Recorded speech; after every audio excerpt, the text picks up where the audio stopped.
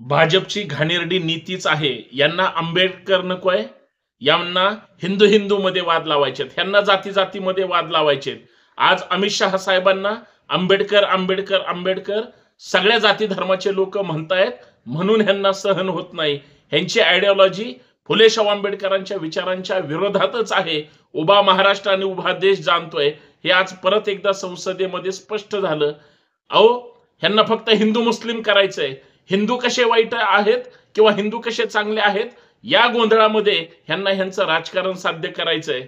हे हिंदूचं संरक्षणाच्या गप्पा मारतात, परंतु दुसऱ्या बाजूला एक हिंदू दुसऱ्या हिंदूला राजकारणातून संपवायचंय, समाजकारणातून संपवायचंय, उद्योग व्यवसायातून संपवायचंय. हीच यांची नीती आहे. अहो, आजपर्यंत हिंदू विरुद्ध मुस्लिम, मुस्लिम विरुद्ध हिंदू या करण्यातच ह्यांचं अख्खं आयुष्य गेलंय. पण बाबासाहेब आंबेडकर असतील किंवा कुठलेही महापुरुष असतील, त्यांनी समता, समानता आणि बंधुताच शिकवली. उलट डॉक्टर बाबासाहेब आंबेडकरांनी सांगितलं, शिका, सगळे शिक्षित व्हा आणि ह्या व्यवस्थेच्या विरोधात संघटित होऊन संघर्ष करा. आज सगळे वैचारिक दृष्ट्या संघर्ष करायला लागले. ह्यांना पोटसूळ उठला. ह्यांची संघीय आयडिओलॉजीच आहे. ही अमित शहा साहेबांची चूक नाही. ज्या देशाला भारतीय संविधान मिळालंय, जगातलं सर्वोच्च संविधान आहे, ज्या डॉक्टर बाबासाहेब आंबेडकरांनी संविधान दिलं, हे ह्यांना मान्य नसावं असं एकंदरीत वाटतं. कारण हे सगळे मनुस्मृतीचे समर्थक आहेत. हे आज सांगितलं जात नाही, पूर्वीपासून सांगितलं जातं. जे जे मनुस्मृती समर्थक आहेत त्यांनाच स्वर्ग आणि नरकाची दारं माहिती आहेत. अरे, तुम्ही अजून हयात असताना तुम्ही स्वर्गाची चर्चा करता.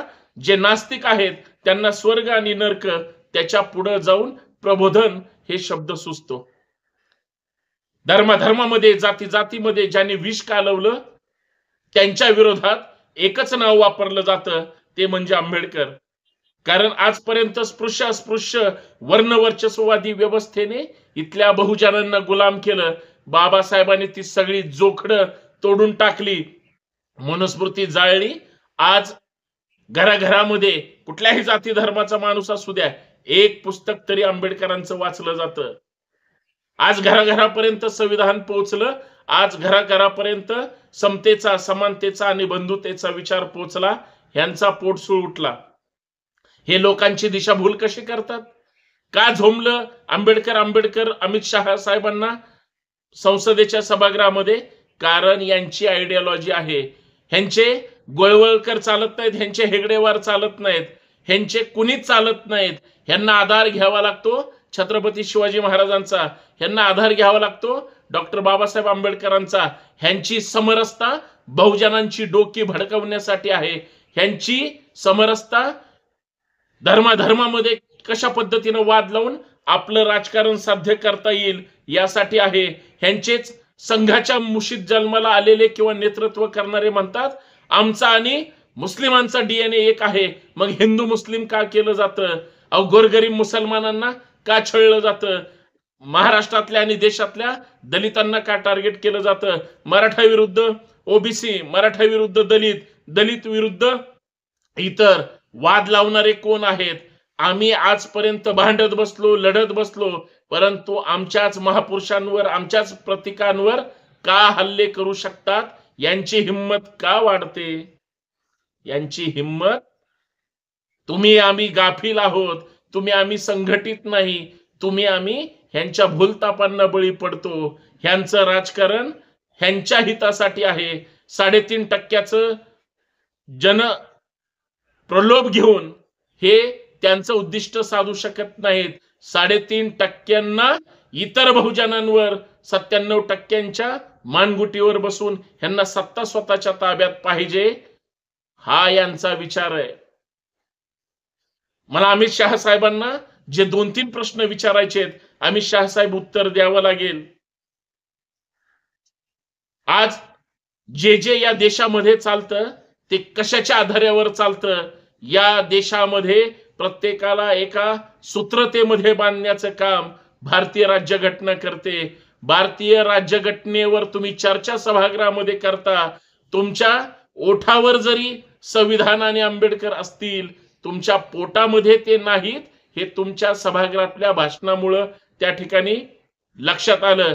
लक्षात ठेवा शहासाहेब किंवा तुमचे सगळे समर्थक, तुम्ही म्हणता आंबेडकर आंबेडकर आंबेडकर ही फॅशन झाली. ती फॅशन नाही, ती पॅशन आहे, आत्मविश्वास आहे, आत्मबल आहे. अंबेडकर हा श्वास आहे. जब तक सूरज चांद रहेगा अंबेडकर साहब का नाम रहेगा ही साधी घोषणा नाही. तुमचा प्रॉब्लेम कुठे आहे? तुम्ही दुसऱ्याला फक्त कमी लेखण्याचं काम करता. तुमच्या शब्दातून खरं आलं असेल किंवा खोटं आलं असेल. अमित शहा साहेब, तुम्ही आंबेडकरांप्रती चांगलं बोलला असाल किंवा वाईट बोलला असाल, पण तुमच्या जे पोटात आहे तेच ओठावर आलंय. आणि ज्यांच्या पोटातलं ओठावर येतं ते खरं बोलतात.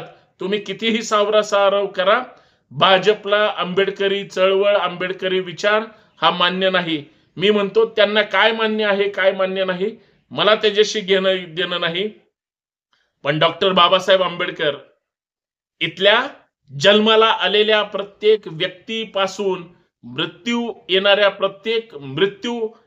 प्रत्येक माणसापर्यंत संविधानाच्या चौकटीत जे मूलभूत हक्क अधिकार जगण्यासाठी अपेक्षित आहे ते आंबेडकरांनी दिले. तुम्ही आम्ही कुठल्या जातीचे कुठल्या धर्माचे याला काहीच महत्व नाही. अमित शहा साहेब, महत्व एकाच गोष्टीला आहे, तुम्ही आम्ही भारतीय आहोत. ती ओळ डॉक्टर आंबेडकरांनी लिहिली. तुम्हाला नाही समजणार. तुम्हाला फक्त द्वेष, मत्सर आणि फक्त इतरांवर टीका. शहासाहेब, तुम्ही संसदेच्या सभागृहामध्ये आंबेडकर आंबेडकर हे फॅशन झाली म्हणून सांगितलं, आणि ज्यावेळेस तुमच्या अंगाशी येईल त्यावेळेस तुम्ही म्हणता काँग्रेसने असं केलं, काँग्रेसने तसं केलं, नेहरूने असं केलं, नेहरूने तसं केलं. अहो, तुमची चूक तुम्ही सांगा ना. काँग्रेसवाल्यांनी तुमची चूक दाखवली म्हणून तुमचा पोटसूळ उठलाय. सामान्य भारतीयांना काय देणं घेणं नाही. कुणी प्रश्न उचललाय आणि कुणी काय केलंय. तुम्ही आंबेडकरांना फॅशन बोललात. शहासाहेब, तुम्हाला या देशातला समाज माफ करणार नाही. तुम्ही ग्रेट असाल, ग्रेट असू द्या.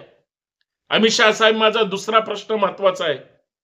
या देशाचे गृहमंत्री म्हणून किंवा या देशाची सूत्र तुमच्या ताब्यात आहेत, कुणामुळं? अमित शहा साहेब, तुम्ही ज्यावेळेस शपथ घेतली गृहमंत्री पदाची किंवा कॅबिनेट केंद्रीय मंत्री पदाची, भारतीय संविधानाला समोर ठेवून घेतली. मग आंबेडकर फॅशन आहेत का पॅशन आहेत? उत्तर द्यावं लागेल. अमित शहा साहेब, तिसरा माझा प्रश्न आहे. या देशातला चांगला माणूस असू द्या, त्यांना सुद्धा घटनात्मक नियम आहेत. गुन्हेगार असू द्या, त्याला सुद्धा नियम आहेत. अमित शहा साहेब, माझा एक मित्र आहे, तो राजकारण समाजकारण चांगलं वाईट करतो, काय करतो माहित नाही, परंतु त्याच्यावर गुन्हे दाखल झाले, त्याला तडीपार केलं गेलं. शहासाहेब, त्याला परवा जामीन मिळाला, तो भेटायला आला. बरेच दिवस झालं भेटलेला नव्हता. सहज चर्चा केली. काय रे, कुठं होता? मला नंतरच्या काळात त्याचं काय चाललंय माहित नव्हतं, कारण त्याची आयडियोलॉजी आणि त्याची वृत्ती ही समाजाला पूरक नव्हती. त्याने सांगितलं की तो तडीपार झाला होता, जामिनावर सुटला. मी म्हणलं, जामिनावर सुटला, आता तरी नीट वाग, नीट बोल, नीट राहा, चांगल्या पद्धतीनं चांगलं आयुष्य जग. त्याच्यावर तो म्हणाला, काय चाललंय सध्या जोरात सत्ता आली, पण तुमचं काय चालू आहे? मी म्हणलं, चालू आहे सामाजिक चळवळी. हा देश छत्रपती शिवाजी महाराज आणि फुलेशाह आंबेडकरांच्या विचारावर चालला पाहिजे. तो म्हणला, महाराष्ट्र चालत असेल ना, पुरोगामी महाराष्ट्र आहे. तो म्हणला, असंख्य प्रश्न केले. मी म्हणलं, हा नावाला फुलेशाह आंबेडकरांच्या विचारांचा आहे, त्या कृतीनं राज्य करते, काम करत नाहीत. तुम्ही सारखं सारखं तेच बोलताय. मी म्हणलं, थांब, तुला कशावर ऑब्जेक्शन आहे? अमित शहा साहेब, तुमच्या वाक्यावर आम्ही चर्चा केली. तो म्हणला, खरंय, अमित शहा साहेब बोलतात ते की काय सारखं सारखं आंबेडकर आंबेडकर करता, फुले फुले करता, किंवा शिवाजी महाराज करता. मी म्हणलं, दादा थांब जरा. ज्या सत्यशोधक चळवळीची मुहूर्तमेढ या पुण्यापासून महाराष्ट्रभर, देशभर ज्या फुलेंच्या विचारातून उभी राहिली, तेच विचार तुला कधी काळी चांगले वाटत होते. ज्या शाहू महाराजांनी आरक्षण दिलं किंवा सुरू केलं होतं, डॉक्टर बाबासाहेब आंबेडकरांनी त्या संविधानात त्या ठिकाणी नमूद केलं, त्याच आरक्षणाच्या जीवावर तुझी मुलं बाळ शिकली किंवा तुला चांगल्या सवलती मिळाल्या. तो आता म्हणाला ना, काय आंबेडकर आंबेडकर करतोय. अरे जो व्यक्ती तडीपार होता तो म्हणतोय काय आंबेडकर आंबेडकर करतो. मी त्याला सांगितलं, दादा तुला जो जामीन मिळालाय तो त्या भारतीय राज्यघटनेच्या कलमानुसार ज्या गुन्ह्यामध्ये तू आरोपी आहे, तुला त्या संविधानानं तुला हक्क अधिकार दिलेले आहेत. तू जरी गुन्हेगार वृत्तीचा असेल, तू जरी वाईट असेल किंवा तू एक माणूस म्हणून तुला जामीन मिळण्याचा हक्क अधिकार आहे. तुला त्या बाबासाहेबांचे उपकार आहेत, त्यांनी संविधान दिलं. तो गप्प बसला, पुढे काही बोलला नाही. म्हणलं कसे होते आतले दिवस, तो त्याच्यावर चर्चा करायला तयार नाही. माझा प्रश्न थेट आहे, शहासाहेब, जर या देशाचं भारतीय संविधान चांगल्या लोकांना आणि वाईट लोकांना त्यांना हक्क अधिकार देतं किंवा त्यांना शासन सुद्धा करतं, ते संविधान निर्माते आंबेडकर फॅशन कसे काय असू शकतात. प्रत्येकाची पॅशन आहे. आत्मविश्वास, बळ आणि कर्तृत्वच प्रयत्नांना आणि संघर्षाला बळ देतं. कदाचित तुम्हाला माहित नसेल, शहासाहेब, तुमची पाची बोट काय हातापायाची बोट तुपात असल्यामुळं तुम्हाला ते कळणार नाही. शहासाहेब, ज्यांचं पोट पाठीला चिटकलेलं आहे त्यांना विचारा भारतीय संविधानाचं महत्व काय, आंबेडकरांचं महत्व काय. आज आम्ही कुठेही राहत असू, आम्ही कुठल्याही जाती धर्मात जन्माला आलेले असू किंवा आम्ही भारतीय नागरिक म्हणून ज्यावेळेस जगतो त्यावेळेस आम्हाला आमच्या अस्मितेचा, आमच्या प्रेरणास्थानाचा आम्हाला अभिमान वाटतो. त्यावेळेस आम्ही मागं वळून पाहत नाही आमची जात कोणती आहे, आमचा धर्म कोणता आहे. तुम्हाला तसलं राजकारण करायचंय, तुम्हाला तुमचं राजकारण तुम्हाला तुमच्या जातीच्या धर्माच्या नावावर चालवायचंय, तुम्हाला हिंदूंना मुस्लिमांच्या विरोधात वापरायचंय, मुस्लिमांना दहशतीत ठेवायचंय. मग मुस्लिम पेटून उठतील आणि मग तुम्ही म्हणणार हिंदू खतरे में है, मग तुम्ही अजून हिंदूंना घाबरवणार.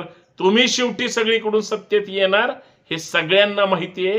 आता तरी महाराष्ट्रातल्या, देशातल्या जनतेने शहासाहेबांच्या या वाक्यावर थोडा तरी विचार करावा आणि जे भरभरून त्यांना सगळं देत आहे त्याचा फेरविचार करावा. बास. पण लक्षात घ्या, या देशाच्या संविधानाचा निर्माता एकच व्यक्ती आहे, ते म्हणजे डॉक्टर बाबासाहेब आंबेडकर. आणि त्यांच्या प्रति जर असं कोणी बोलत असेल ते अत्यंत दुर्दैवी आहे असं म्हणावं लागेल. शेवटी ज्यांचे उपकार आहेत किंवा ज्यांच्यामुळे आपल्याला हे सगळं मिळालंय त्यांच्याविषयी अशी प्रतारणा करणं म्हणजे हे फार वाईट गोष्ट आहे. पण प्रत्येक चळवळीचं विद्यापीठ, सत्यशोधक, पुरोगामी, परिवर्तनवादी किंवा विज्ञानवादी चळवळ ही फक्त आंबेडकर चळवळीमुळं त्या ठिकाणी जिवंत आहे, ती जगते. आंबेडकर चळवळी मुळच सगळ्या चळवळी ह्या चांगल्या पद्धतीने काम करू शकतात. सगळ्या चळवळींचं विद्यापीठ म्हणजे आंबेडकर चळवळ आहे. फक्त त्यांच्यासाठी ते ग्रेट वाटतात आणि तुमच्या माझ्या आपल्यासाठी आपण सगळेच त्या ठिकाणी ग्रेट वाटतो. एवढंच काय ती अपेक्षा आहे. ज्यांना द्वेष आहे त्यांचा समाजाने फेरविचार करावा, एवढंच. शेवटी संविधान जिंदाबाद. जय जिजाऊ, जय शिवराय.